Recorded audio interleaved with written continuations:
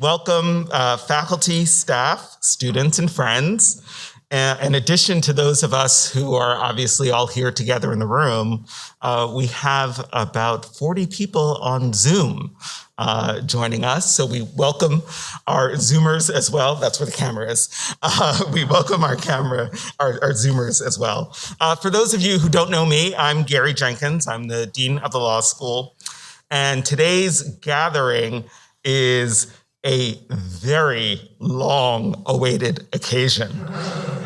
The investiture of Professor Dan Schwarcz as the Fredrikson and Byron Professor of Law.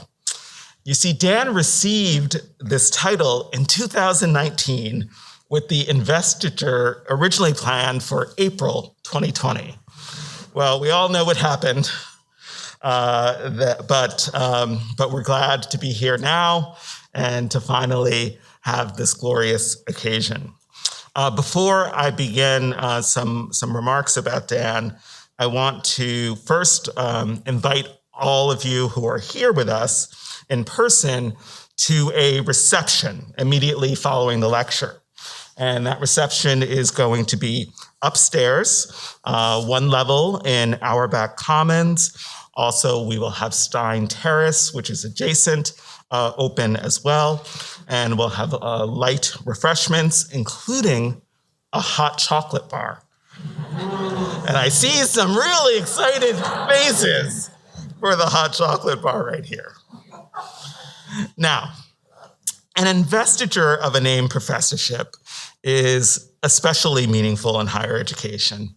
It acknowledges the highest levels of research, teaching, and service. It's also a time to celebrate the honoree and to honor those who make academic excellence possible. In this case, the Fredrikson and Byron Professorship was created in 1986 by the Fredrikson firm and their foundation. The professorship seeks to enrich and expand teaching, research, and scholarship at the law school by making it possible to attract and retain legal scholars of national renown and reputation. So I want to thank our friends at Fredrikson and Byron who have made this generous gift possible, and those Fredrikson attorneys and alumni, some of whom are here, are watching on Zoom.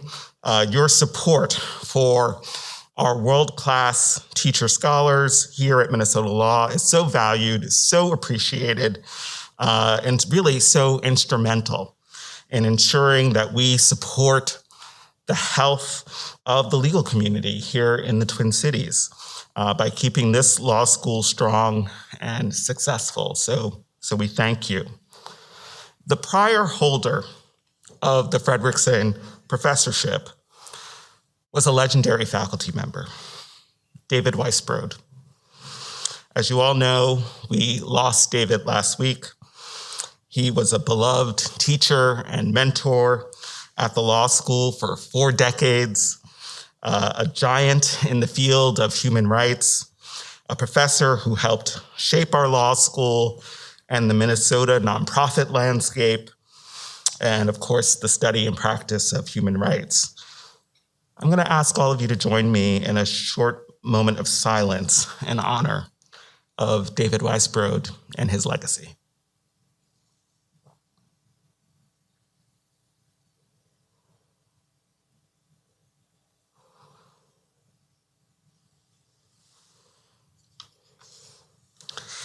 Thank you. When I thought about filling the chair that had been held by David, I wanted to make sure that the next holder was the kind of professor who makes a huge impact in their field, who loves teaching, who loves our students, and does everything they can to help them succeed. Someone who might not yet be legendary, but was certainly a legend in the making. And today, it is my pleasure to formally install our terrific colleague and friend, Dan Schwarcz, as the Fredrikson and Byron Professor of Law. Congratulations.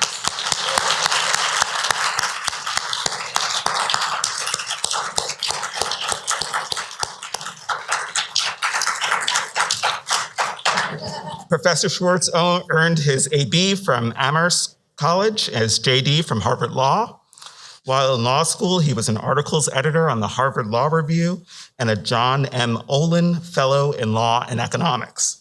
After law school, he clerked for Sandra Lynch on the U.S. Court of Appeals for the First Circuit and practiced at the law firm of Ropes and Gray.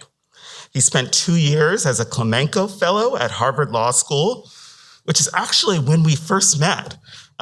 Dan, see, I wasn't sure if you remembered. I was a junior professor, and somehow I know how. I ended up at a party when I was visiting my friend, and it was all the Klemenkos there. So I crashed, basically, a Klemenko party, and that's how I met Dan. But I really got to know Dan when I joined the faculty here. Of course, he was already a well-established member of the faculty since he joined Minnesota in 2007. He's been teaching courses on contract law, insurance law, financial regulation of financial institutions, health insurance, judicial opinion writing, and legal analysis for undergraduates. He has twice received the Stanley B. Kenyon Teacher of the Year Award in 2008 and 2012. He's also an award-winning scholar. His research focuses on a broad range of insurance law and regulation issues spanning from systemic risk to consumer protection to insurance coverage litigation. In 2017, the prestigious American Law Institute awarded him its highly selective Early Career Scholars Medal, which is an award given every 2 years to just one or two, quote, outstanding law professors whose work is relevant to public policy and has the potential to influence improvements in the law relevant to the real world. Dan's scholarship has been published in a wide range of leading law reviews and journals, including the University of Chicago, Virginia, UCLA, Southern California Law Reviews, among others. He's also the co-author of the leading insurance law casebook in the country, used at more than 100 law schools across the country. And he regularly advises commissions, Congress, and other experts in his area. Today, he will talk about the rules of medical necessity. Now, some of you may know, particularly the faculty members, that I typically present a small gift at the investiture. Lately, it's been these beautiful glass bookends. Well, Dan, the universe has determined that 19 months is not long enough for you to wait for your bookends. The COVID holiday shipping delays have impacted us all, okay? We were told it would be here by mid-December, and we decided, though, not to move the investiture again. While I don't have the glass bookends, I am pleased to congratulate you upon your receiving the Fredrikson Byron Professorship in Law. Congratulations.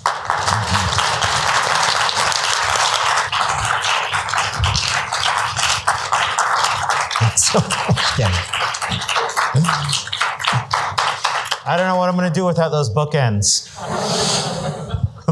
Thank you again. My daughter took away that from that whole thing. Look, I told you, you're not legendary. So that's her assessment. So today I'm going to be, I just want to, of course, thank everyone for being here. Thank the Fredrikson and Byron firm for establishing this chair, and thank students and colleagues and family for being here. I owe a particular debt of gratitude to my colleague Amy Monahan, who helped me work out some of the themes I'm going to be discussing today, and is a co-author on the article that I will be discussing. Before I start discussing it, though, I thought I would just take a second to talk about some broader context, because as you'll see, and as you may have already anticipated, I'm going to be talking about insurance policies. And that's not that unusual for me. which, why on earth would you study insurance policies for a living? Well, there's some answers that I think will be a little bit illuminating, I hope, about why insurance policies and insurance more generally can teach us about a broad range of subject matters that perhaps are more intuitively interesting to you than insurance itself.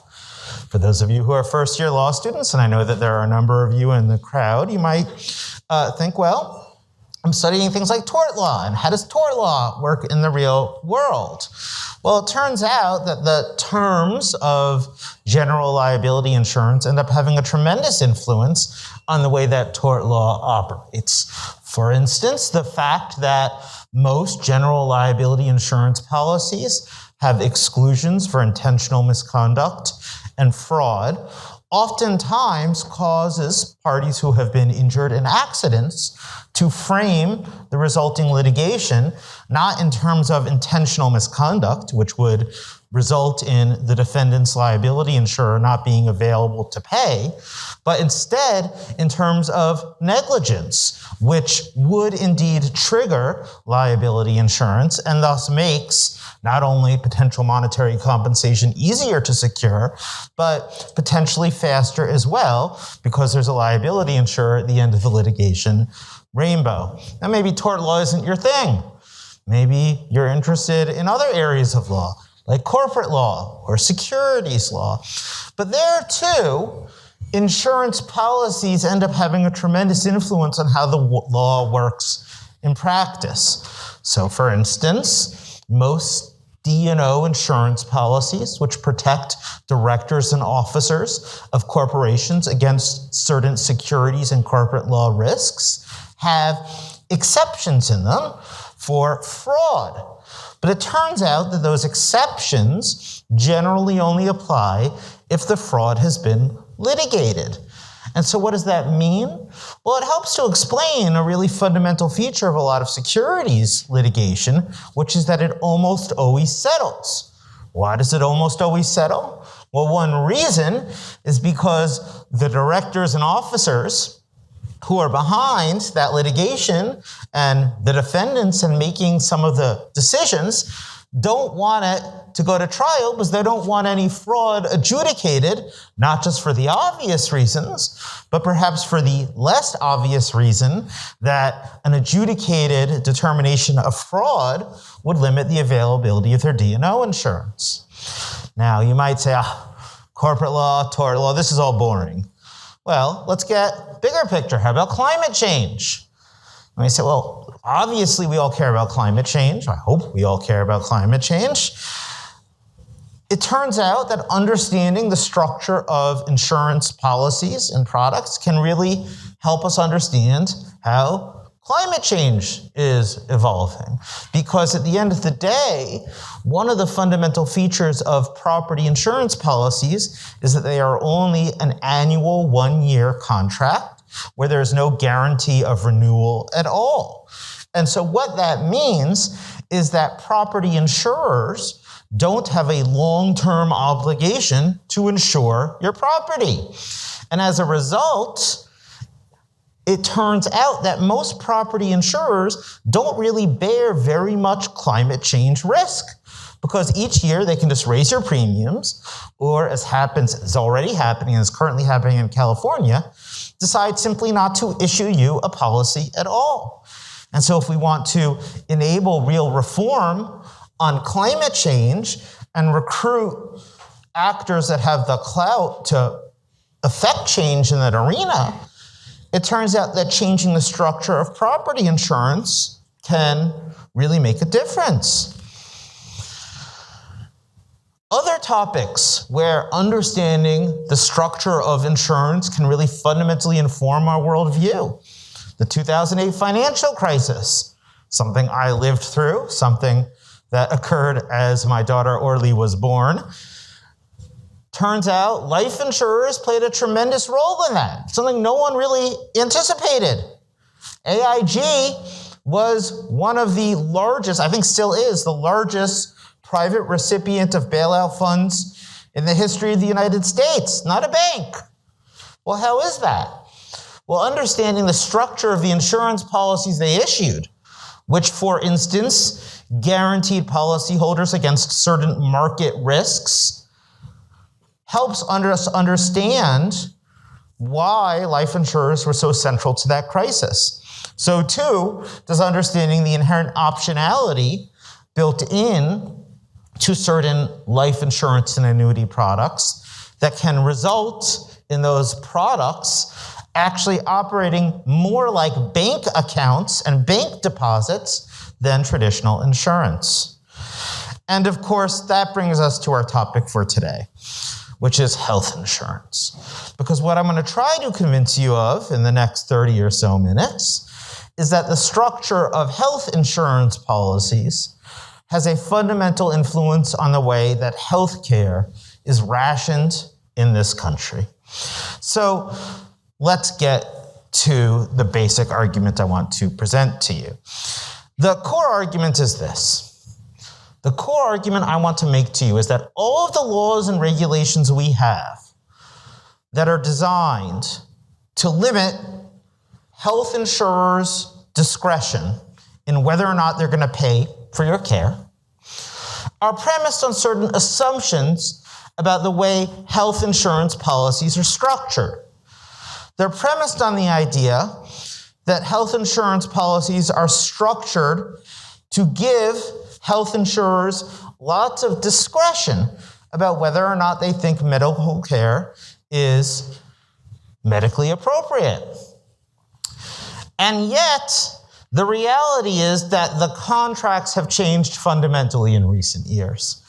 And they've changed fundamentally in ways that undermine the capacity of law and regulation to serve this purpose of actually operating as an effective constraint on health insurers. So that we actually live in a world these days where health insurers have virtually unfettered discretion to determine whether or not the health care that your doctor orders is going to be covered because it is deemed medically necessary or not. So in explaining this, I'm going to sort of break it down. The first thing I'm going to do is just describe to you the traditional structure of health insurance policies. The story that we're told in the books that before we started doing our research was sort of the paradigm for how health insurance contracts were thought to be structured.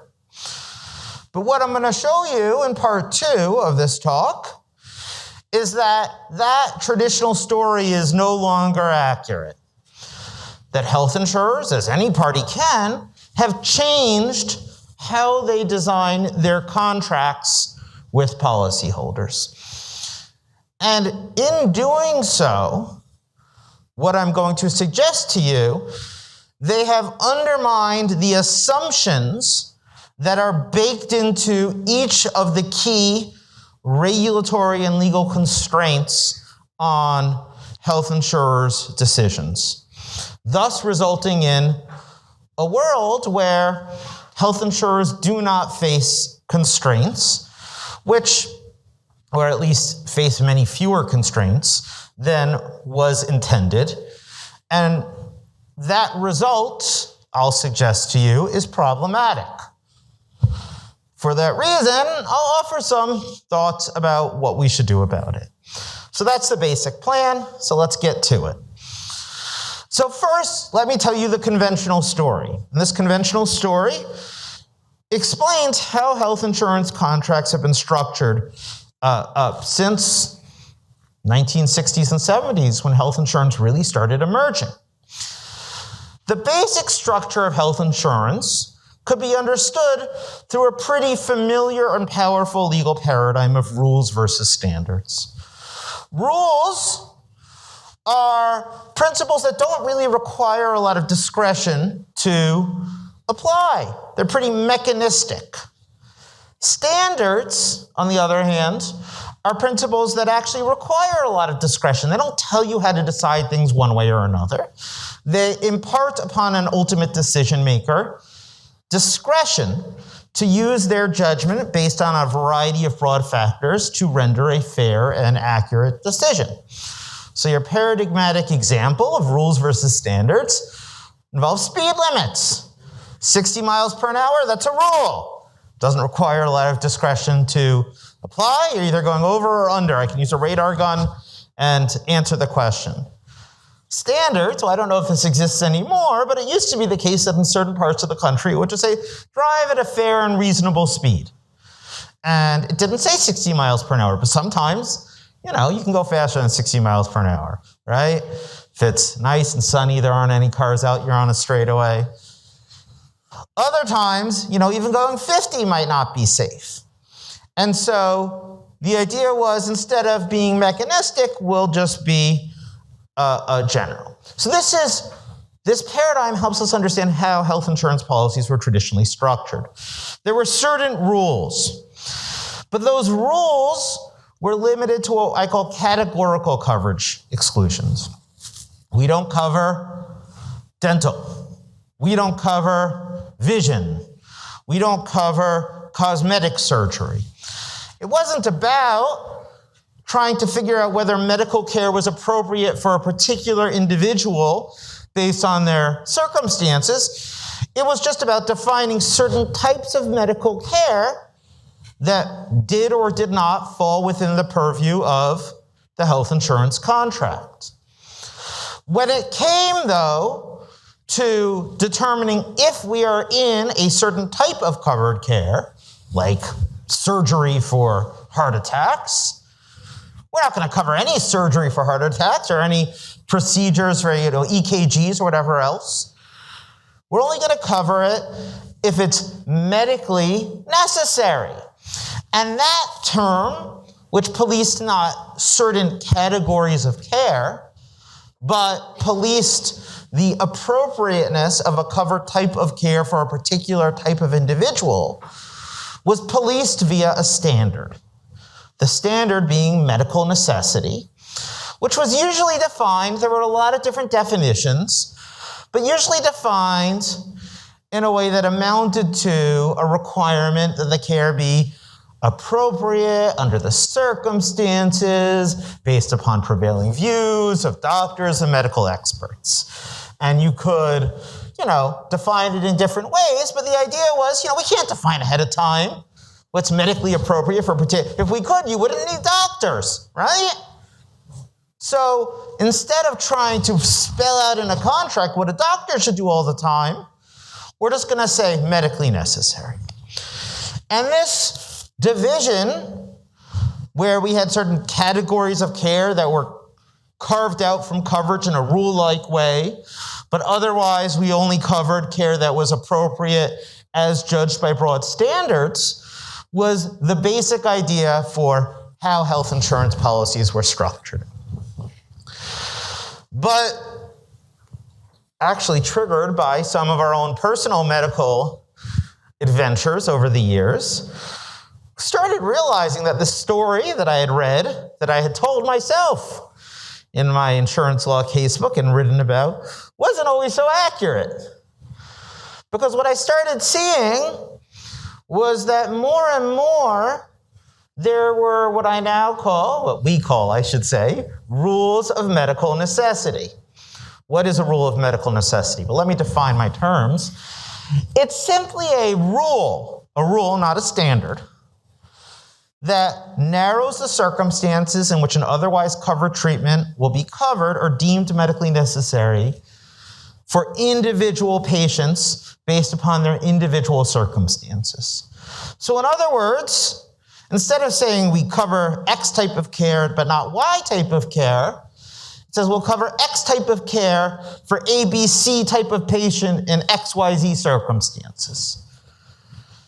And what I started seeing is that even though traditionally that type of scenario was governed by the standards, more and more we started seeing that they were governed by rules. How does this happen? How can you write an insurance policy all the different ways in which a doctor should or should not decide what's medically appropriate care? Well, one of the prevailing strategies that we realized was out there was incorporation by reference of these lengthy medical policies. Turns out that health insurers have lengthy medical policies. You go on a website, you can Google it yourself, just choose a health insurer and select medical policies. Sometimes they're called utilization review criteria. They have different names, but lengthy rules about what they consider to be medically appropriate and what they consider not to be. But these aren't just any rules. Increasingly, we started seeing that these rules are incorporated by reference formally in insurance policies. Now, in some cases, you see examples like this, where it's only for a specific type of medical care. So, for instance, you might have a health insurance policy that says, look, we're only going to cover amino acids, oral amino acids, if it meets the criteria established by our medical policies, which are available online. And what that means is that the medical policies become part of the formal contractual obligations, at least potentially, of the health insurer. But it goes well beyond that, because we also started seeing attempts to define holistically all of medical necessity for all types of care based on libraries of medical policies and attempts to incorporate them by reference. So what does this mean? Well, here's just one example. The medical policy might say something like, well, we'll cover proton beam radiation therapy. This is a particular type of radiation for cancer. If we're dealing with a patient who has undergone a biopsy or partial resection of the chordoma or low-grade Ponderosa choroma of the blastophyte region. I have no idea what that means, but you can see how a rule like that is. It doesn't give a lot of discretion. It's not a question of, gee, I have a patient where this isn't true, but I still think they are entitled to proton beam radiation therapy, or they would benefit for proton radiation therapy. It doesn't matter. And what we saw is that these aren't just policies of the health insurer, but they're becoming formal parts of the contract. Now, we also started seeing this within insurance policies itself. So terms that didn't just incorporate by reference other medical policies, but that just had baked right into the insurance policy certain rules. So for instance, we saw terms like this. Will only cover surgery for weight loss if you have a body mass index of greater than 35 with complicating coexisting medical conditions or diabetes, such as sleep apnea or diabetes. Again, it's not a question of we'll cover, if we cover weight loss surgery, we'll cover it when it's medically necessary. And it might be medically necessary for someone who has a BMI of 33. Or has a BMI of 40 but doesn't have coexisting or has one coexisting morbidity. No, you've got to follow the rule or else there's not coverage. We saw other things as well. For instance, we started seeing in insurance policies these provisions that didn't actually contain the rules but said we're authorized to create these rules. So once we started seeing these things, we're saying, well, gee, how common is this? I mean, how pervasive is this phenomenon? And so we started trying to look at it a bit systematically. I won't bore you with the details about how we did that, but we tried to at least group different insurance policies into different buckets depending upon the extent of rulification, and to get a pretty broad sampling across the country, across a number of different insurers regarding the extent to which they were shifting towards this rulification of health insurance. And so we categorize based on, look, they don't have any rules, they follow the conventional approach. They have a mixed approach. They have some rules, like maybe for weight loss surgery or amino acids or what have you, but in other cases, they just say we'll cover it if it's medically necessary and leave it at that. Or situations where there is full rulification. We will only cover medical care if it's medically necessary as per our medical criteria, which are hereby incorporated by reference and include hundreds of complex multi-page rules specifying when particular procedures are medically necessary. And here's a snapshot of what we found. We found ruleification is pervasive, and that about a third of the insurance policies we looked at across the country purported to incorporate by reference a full suite of comprehensive medical policies. We also found that for the other 2/3, there was at least partial ruleification. In other words, certain types of medical care were only covered if they were deemed medically necessary per some specific rule. Now, this is obviously a big category, so we tried to break it down a bit. How many types of care are we talking about here? This varies a lot too. Sometimes it's only 1 or 2. Sometimes the policy might just have a rule about weight loss surgery, which is a pretty common one. But sometimes we're dealing with a dozen or more types of medical care where there are very specific rules defining when you are or are not entitled to coverage based upon your particular presentation. We also have some evidence that, of course, this ruleification is increasing significantly. So the question then becomes, so what? Why should you care about how health insurance policies are changing? Sounds pretty boring to me.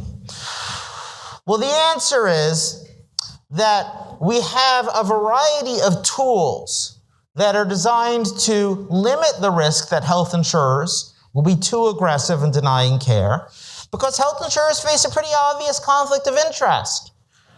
They make more money if they deny more care, at least in the short term. Now, of course, there are countervailing elements, there's reputation, but if you don't have any legal or regulatory constraints, you're certainly at least going to have instances where certain health insurers try to deny care for particularly expensive forms of treatment, particularly if they can even sort of make a plausible, if not convincing case that the medical science supports them. And so we have all these rules that were developed in the 80s and 90s to limit this risk. For instance, we have these rules that require insurers to have internal processes that allow you to contest their coverage determination. And those rules require that if a health insurer denies coverage because it thinks that what your doctor said and ordered is not medically necessary, that you have the right to go to that insurer and to say, I want to talk to someone else at that insurer who's the boss of the first person, who has medical training, who's a doctor. And I'm going to have my doctor talk to their doctor and explain why, yes, we need proton beam radiation therapy here, or yes, we need this type of surgery or this type of chemotherapy. The idea then is to allow many of these disputes to be resolved internally by doctors, where your doctor can talk to the insurer's doctor and explain why a particular treatment is medically necessary. Makes some sense. The problem is that once we have ruleification of medical necessity, these rules don't make as much sense. Because the question the insurer has to ask is not, gee, is this medically appropriate? It doesn't matter if it's medically appropriate if there's a specific rule that says, I'm sorry, you don't get weight loss surgery if your BMI is over 30 or under 35. And having a doctor explain that to another doctor isn't going to change that.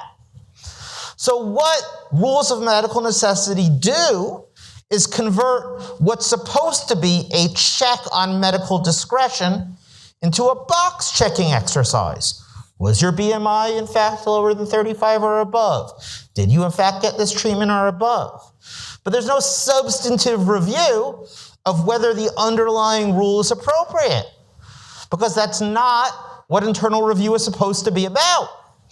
And in fact, because of that, it very well may be the case, and we don't actually know this, but if you read the rules, You might not even need a doctor to do the internal review, because it doesn't take medical training to say, I'm sorry, your chart says that your BMI was not 35. And if it doesn't take medical training to answer a coverage determination, you're not even entitled to have a doctor at the insurer review that determination. It becomes a bureaucratic box-checking exercise, which was not the intent. Well, many people might be skeptical of internal review, but how about external review? Because for a long period of time, we realized, oh, this isn't going to do a lot. Your insurer might just say, yes, we deny coverage. We need some independent expert that will be there to assess whether or not the insurer's medical judgment is accurate. And so every state, or many states, created this form of external review, where the idea was you'd be able to go to doctors who are not affiliated with your insurer. And if your insurer said, I'm not going to cover this treatment that was ordered by your doctor because I don't think it's medically necessary or appropriate, you'd be able in relatively short order, without a lot of expense, to go to independent doctors who would tell you whether or not the insurer was right or your doctor was right. But, as with internal review, these statutes were drafted on the assumption that the operative language in the insurance policies was, we cover medically necessary treatments. And so these statutes were drafted to specify that external reviewers do not have the authority to order medical treatment if the underlying insurance contract or plan does not cover that treatment. And so, as a result, external review becomes largely pointless if your insurer denied coverage because you did not meet its rule. If the rule says you are not entitled to weight loss surgery if your BMI is not under 35, an external reviewer is not legally authorized in almost every state. Minnesota may actually be an exception. But in almost every state, the external reviewer is not authorized to say, look, you don't meet this rule, but I think your doctor's right. Weight loss surgery is right for you. Or this chemotherapy is right for you, based on these unusual circumstances. And so the ruleification of medical necessity undermines the capacity of external review to act as a check on insurers' decisions of healthcare, because external reviewers can't question those rules if they're part of your insurance policy. That is not within their legal authority. All right, but we're all lawyers and law students, or potential lawyers or law students. There's always court, right? You can sue. You can sue. And traditionally, that's what people did. You're denied coverage for some treatment or care that your doctor recommends. Your health insurer denies coverage. The internal process doesn't work. The external process doesn't work. You can sue. And traditionally, what that meant is you could go to court and you could have your medical experts say, yes, this treatment is medically appropriate. The insurer overstepped in refusing to cover this.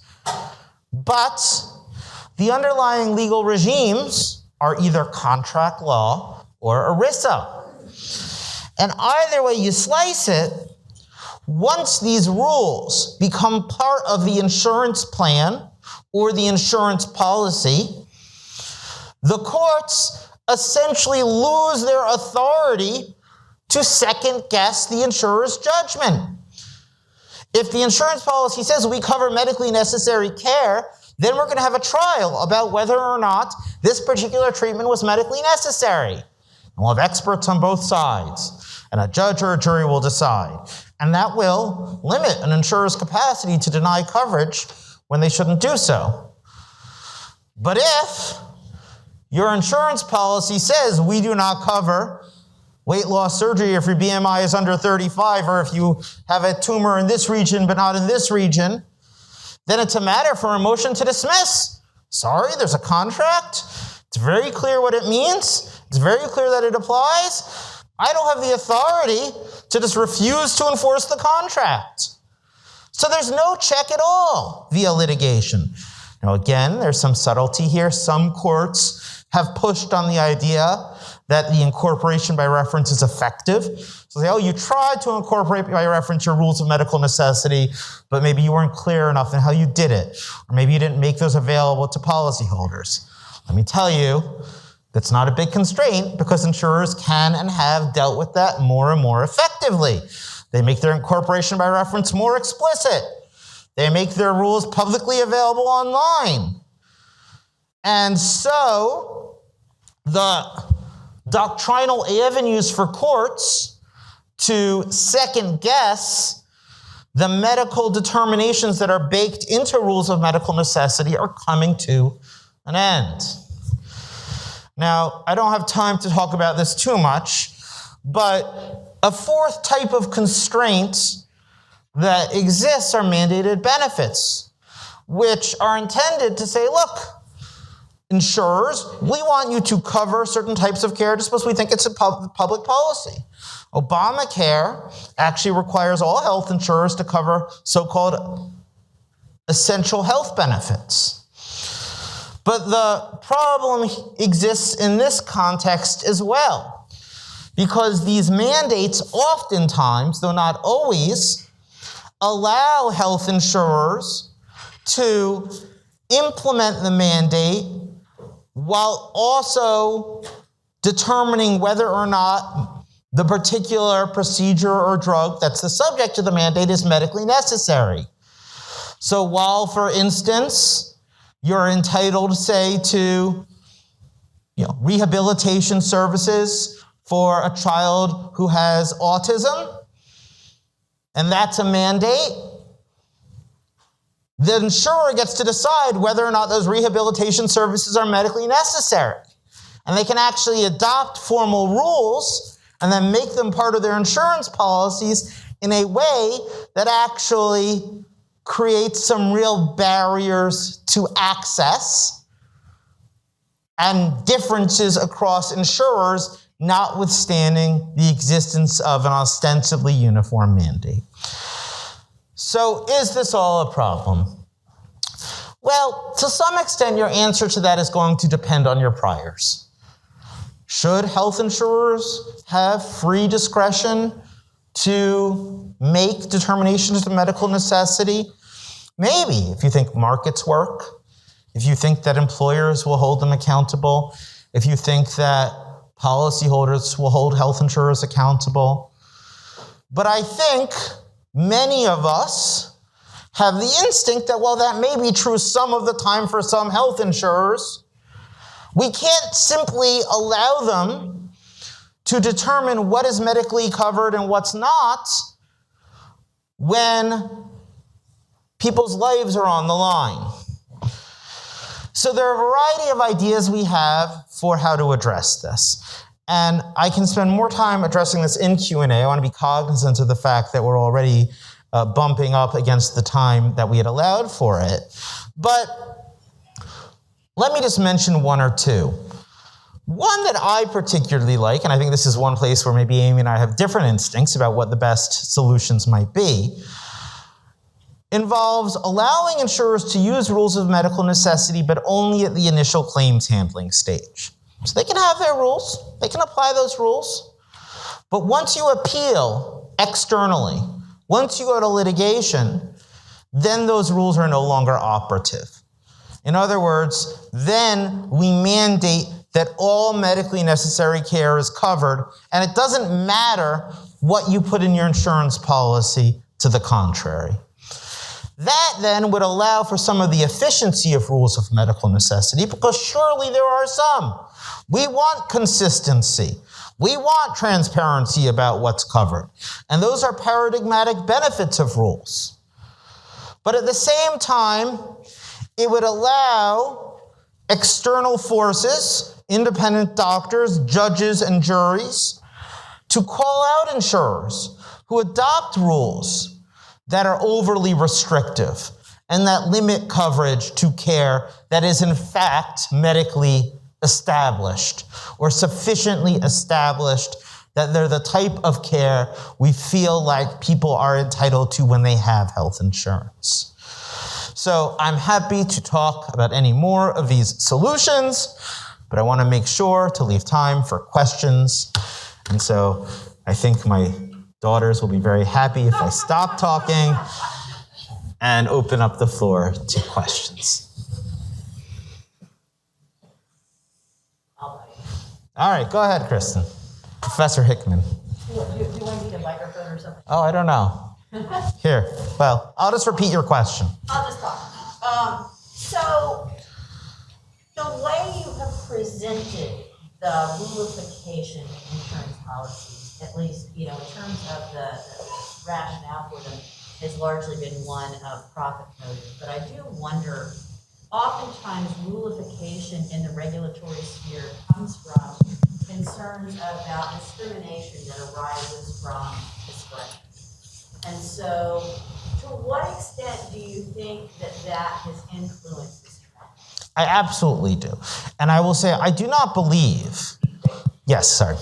So the question was, to what extent is the trend of rulification driven not necessarily by health insurers' pursuit of profit, but also by other goals that are perhaps more noble, like preventing unreasonable discrimination, or to add to that, improving transparency, or to add to that, improving the actual accuracy of medical necessity determinations by canvassing the literature with experts and having them put down their expert view in a way that, some initial low-level claims handling person would not be able to do.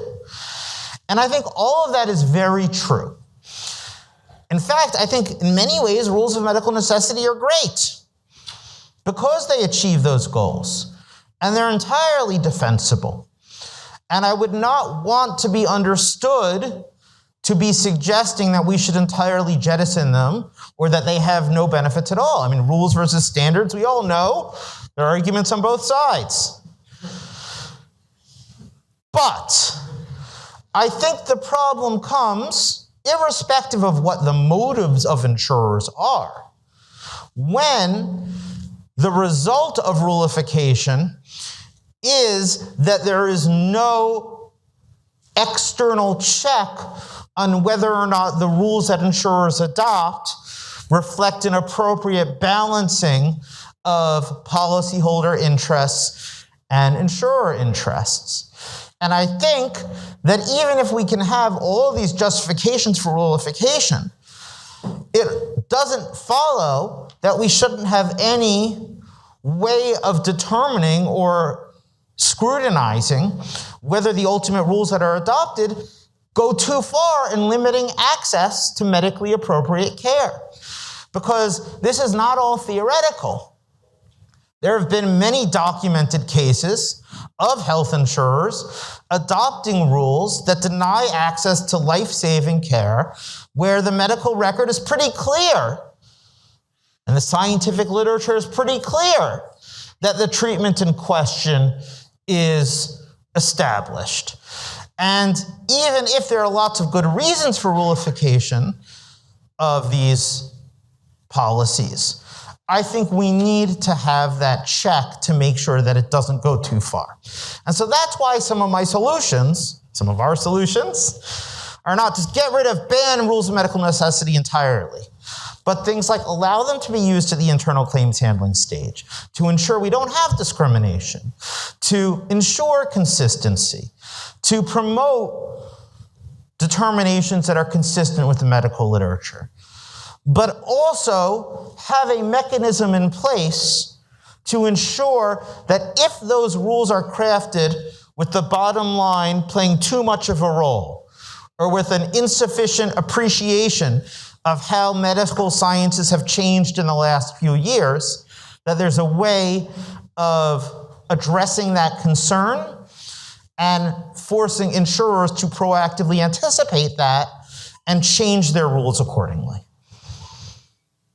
Yeah, Professor Klass. So to build on that, if the big concern is not having external to build on that, if the concern is not having that external review, wouldn't it make sense then, once an insurance company comes up with a policy, you have like a state board or an outside panel of experts look at the rules in advance before like the state approves the policy, if they do, rather than do it on a case-by-case basis through litigation later? Because it seems like your initial proposal of saying, well, you can have the rules at the initial claim stage, but then they go out the window at the litigation stage, seems like, what's the point of the rule then? Everyone's just going to bring it to court, and it's like they weren't there in the first place, so you don't get the benefit of the rule. So this is an alternative potential approach that we discuss. We discuss it in terms of potentially mandating the use of specific rules of medical necessity. So it actually turns out like there are groups of doctors who come up with these rules, right?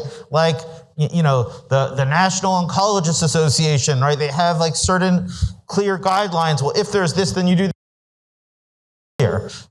There are lots of national guidelines about preventative care, right? Like men should only have a colonoscopy. I don't know, I'm not quite there yet, but I'm pretty sure I'm getting there, right? And it's like pretty well established about when it's gonna be, right? And those rules are followed pretty universally. So let's just mandate that insurers follow those rules. There are difficulties with that because then, of course, you know, the doctors who come up with it, they have their own conflicts of interest. And the reason why there even is this review in the first place. It used to be in the 70s, health insurance would cover anything your doctor said it was medically necessary. Well, your doctor says it's medically necessary, fine. Well, it turns out that doesn't work so well because doctors have incentives of their own. Now, you could say, okay, well, you'll have the insurer come up with it, and then you'll have some pre-approval process. But we're talking about hundreds of rules that are incredibly complicated, that are different for every single insurer, that are changed every year. And think about the administrative apparatus that would be necessary to effectively review that. I mean, there is actually already, at least ostensibly, administrative review of insurance policies. And I don't think regulators have any idea that this is going on, even though these policies are being filed, because they don't have the manpower, or person power, I guess I should say, to look at it. And so I think, you know, that is another solution.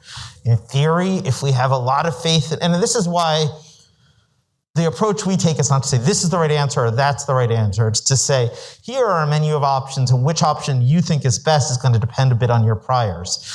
If you're the type of person who has a lot of faith in government to engage in review using experts and police, and that would be great. I'm not sure that that makes sense. Now, look, I admit the particular solution I gave, it's not, you know, it turns out that you'd only get appeals in some cases. Like currently, right now, actually, remarkably few medical necessity determinations are appealed. And that's been true historically, even before the rulification. But actually, then we get into Professor Hickman's concern about discrimination. I mean, who are the people who appeal? I appealed the heck out of all of our claims, and I had fun doing it. But I'm not necessarily the representative consumer. And if we're going to think about health equity, obviously the people who are appealing and doing so effectively are going to be the people who already have certain advantages and resources. Bert. Professor Kritzer. So Dan, this is really interesting. I know, you had personal reasons to get buried into it not too long ago. One of the things that I wonder, and I know that you've done it before, is to look outside the United States to see to what degree do systems which are not driven by a profit motive have these same kinds of issues, and if so, how they have dealt with them. Yeah, no, so I haven't done a systematic review. Part of why it's so difficult to do international comparisons is because the American system is so darn weird, right?